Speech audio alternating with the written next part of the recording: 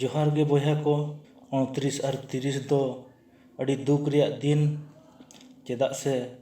अब बॉलीवुड रिन महानायक नौका अब को बगी काते सुदय दिन लगित किन चलाव सरीआ नोआ दो झोतो हड़ को बखरा गे अड़ी दुख रिया कथा कना। इरफान खान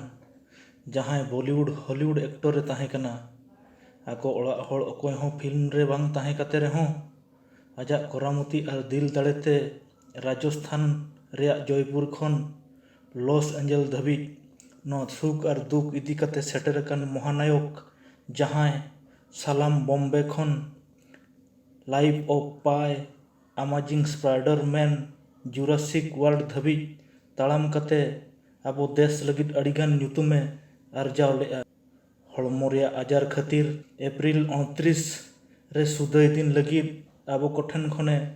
साहा सरीना और ऋषि कपूर अकोय बाको चिन्ह कदेया 1973 रेया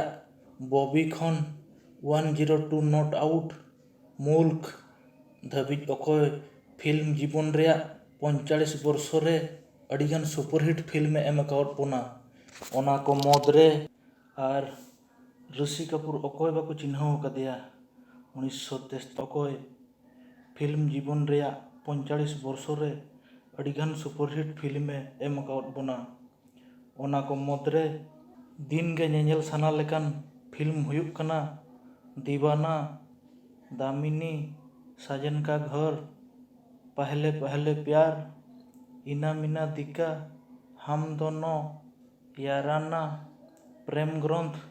जय हिंद कारोबार दो दुनी चार टेल मी ओ खुदा 102 नॉट आउट मुल्क और अड़ीगान